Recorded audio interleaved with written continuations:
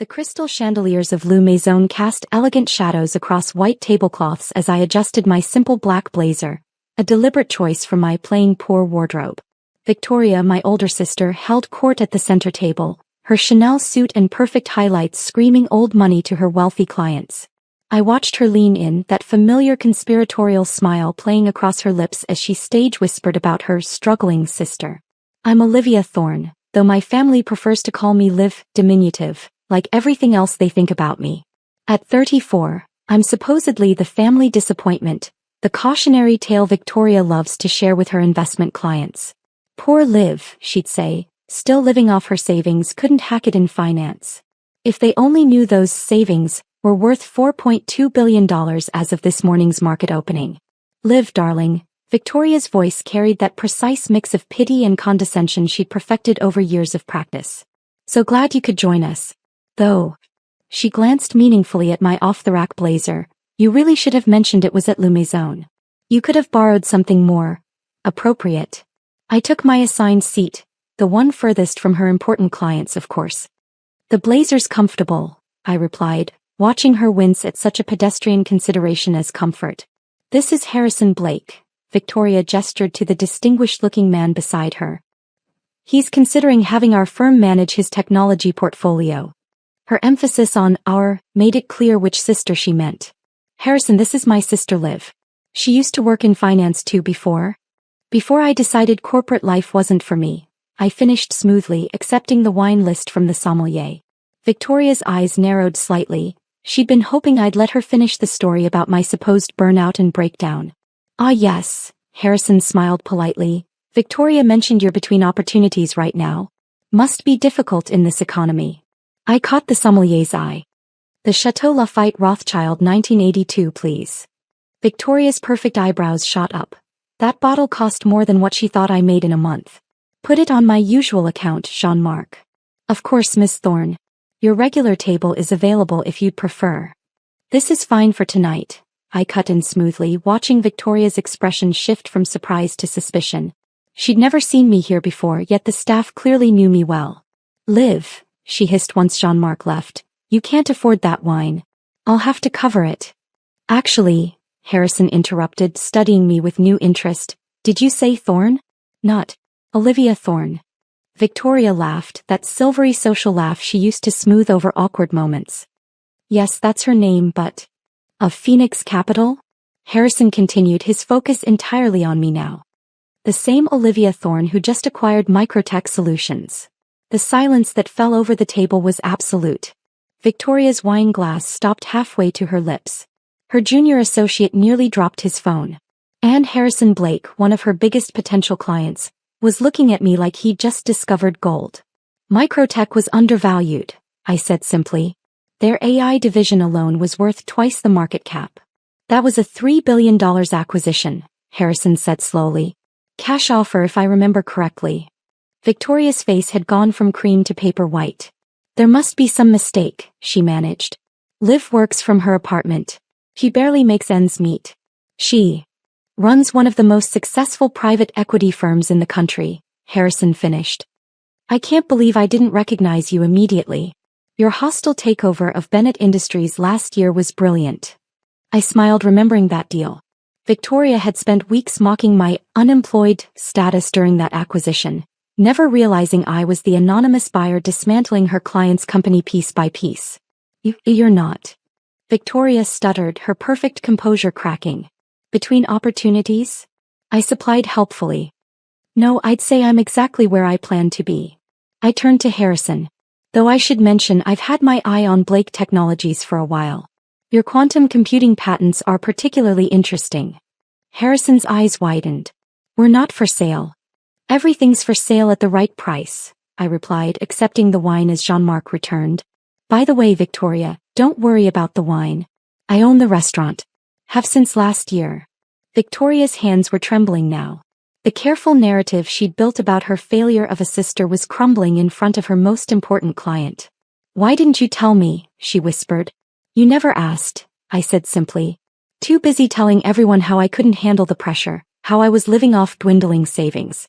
It's amazing how much you can accomplish when people underestimate you. Harrison was already pulling out his business card. I'd love to discuss those patents further, Miss Thorne. Perhaps a private meeting. Of course, I took the card knowing it would cost Victoria her biggest potential client. I have an opening tomorrow at my office.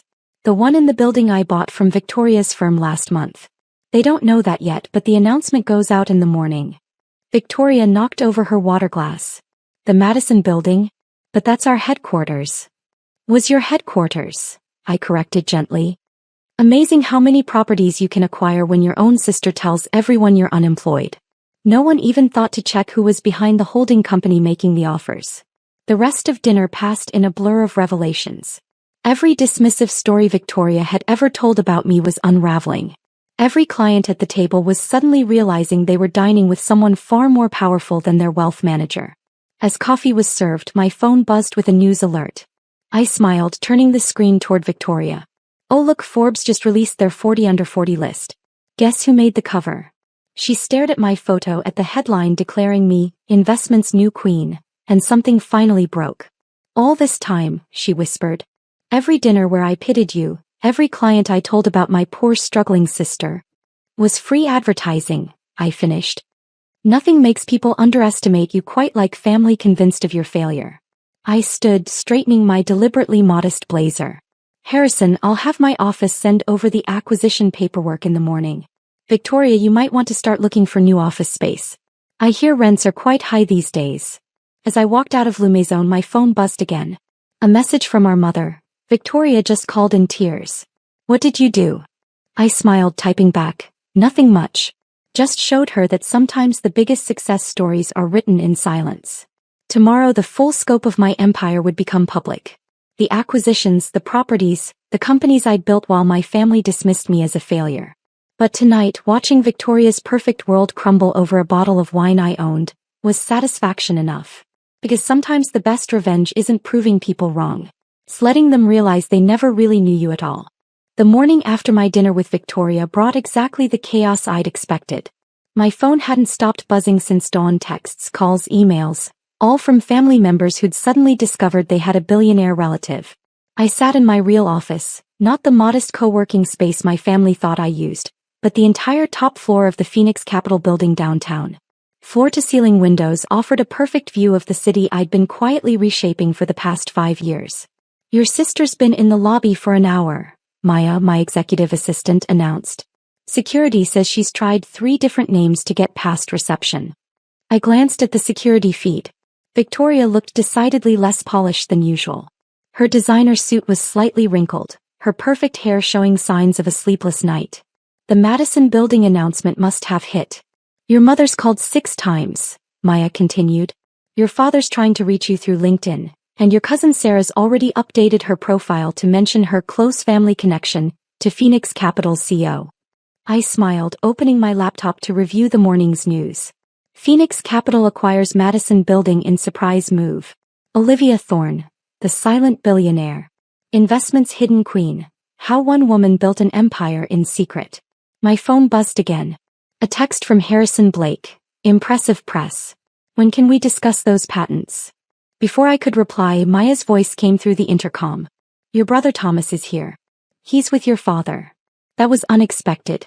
Thomas usually avoided family drama, preferring to stay neutral in his role as a mid-level manager at our father's consulting firm. Send them up.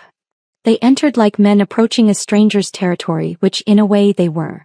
Dad's eyes swept the office, taking in the pristine modern design, the wall of business awards, the view that proved just how high his youngest daughter had climbed. Quite an office, he managed finally. Better than this sad little apartment you said I should be embarrassed to work from? I kept my voice neutral, remembering last Christmas when he'd lectured me about wasting my potential. Olivia, Thomas stepped forward. We need to talk about Victoria. Of course. They weren't here to apologize or understand. They were here to manage the family crisis. She's destroyed, Thomas continued. The Madison building was her biggest client portfolio. Without it, she'll have to actually earn her success instead of riding on client connections and family names? I supplied. You could have warned us, Dad burst out.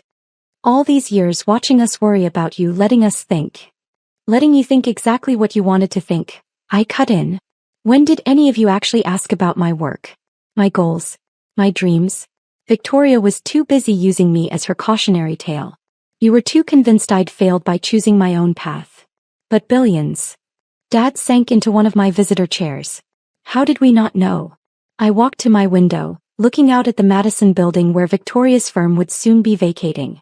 Remember when I left Harrison Corp 5 years ago? When Victoria told everyone I'd had a breakdown? They nodded. That story had become family legend. Poor Liv couldn't handle the pressure, ran away from a promising career. I left because I saw an opportunity everyone else missed. Tech companies were undervalued, ripe for acquisition. But I knew how this family operates. If I'd announced my plans, you'd have tried to control everything. Direct my investments. Manage my choices. Just like you always had. We were trying to help, Dad protested. No, I turned back to face them. You were trying to control. So I let you think I'd failed. Used my trust fund as seed money, lived modestly, worked in secret. Every time Victoria mocked my little apartment, she had no idea I owned the building. Every time you lectured me about responsibility, I was closing million-dollar deals. And now? Thomas asked quietly. Why reveal everything now? I smiled, picking up a folder from my desk. Because now I'm fully positioned. Every property, every acquisition, every piece exactly where I need it to be.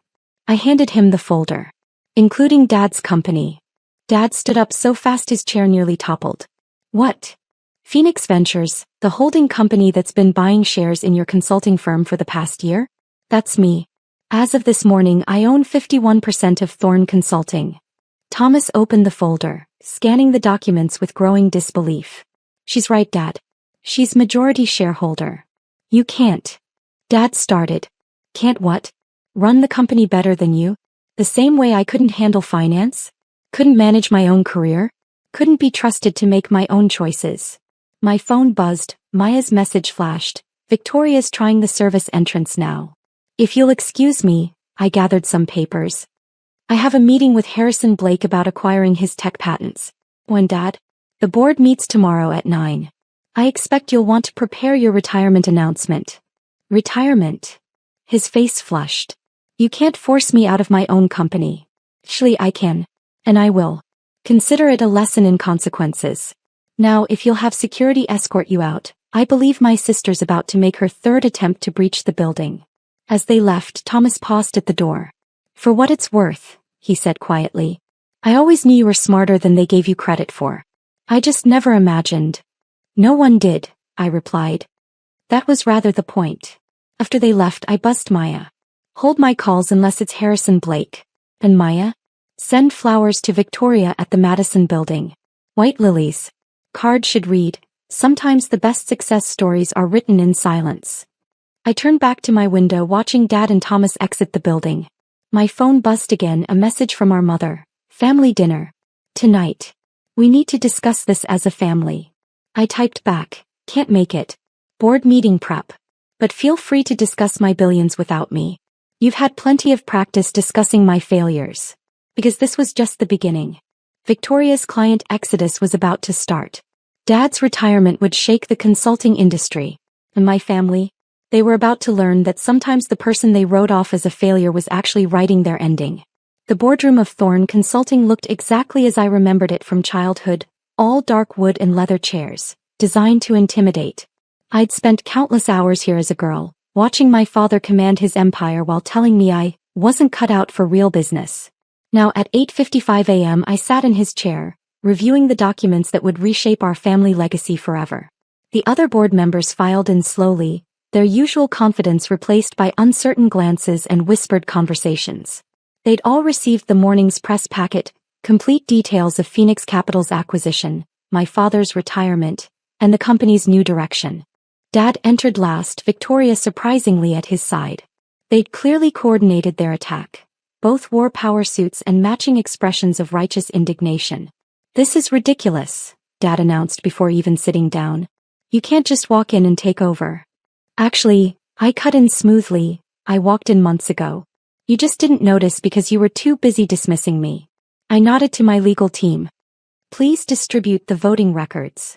Victoria grabbed her copy, manicured fingers trembling slightly. These are fake. They have to be. Like my supposed breakdown was fake? I raised an eyebrow. Or my alleged failure. No, sister dear, these are quite real. Every share purchase, every proxy vote, all perfectly legal and verified. You've been planning this. Dad's face had gone from red to pale. All those family dinners where you let us lecture you were excellent opportunities to gauge the company's weaknesses, I confirmed. Amazing what people reveal when they think they're talking to someone who doesn't matter. The boardroom door opened again. Harrison Blake walked in, followed by 3 other major clients Victoria had been courting. Her face went from pale to ashen. Harrison, she started, we had a meeting scheduled for. With Phoenix Capital, he finished. Which, as we now know, means with your sister. He took a seat beside me. The patents we discussed last night, Olivia, I'm ready to proceed. Victoria's Mont Blanc pen snapped in her grip, leaving a blue stain on her pristine white cuff. Those were my clients, she whispered. We're being the operative word, I agreed. Just like this was Dad's company. Things change. Especially when you spend years underestimating the wrong person. I stood, straightening my designer suit. No more playing poor. No more hiding my success. Let me be clear about what happens next. Dad, you'll announce your retirement effective immediately. Victoria, your position as head of client relations is terminated. The rest of the board can either adapt to new leadership or tender their resignations. You can't. Dad started again, but I held up my hand. Actually, I can. And I have. But here's what's interesting, I didn't have to. I clicked a remote, bringing up financial projections on the wall screen. The company's been mismanaged for years. Client retention is down 40%. Innovation is stagnant. You've been coasting on old relationships while the market evolved. The board members shifted uncomfortably. They'd known this but had been too afraid to challenge my father.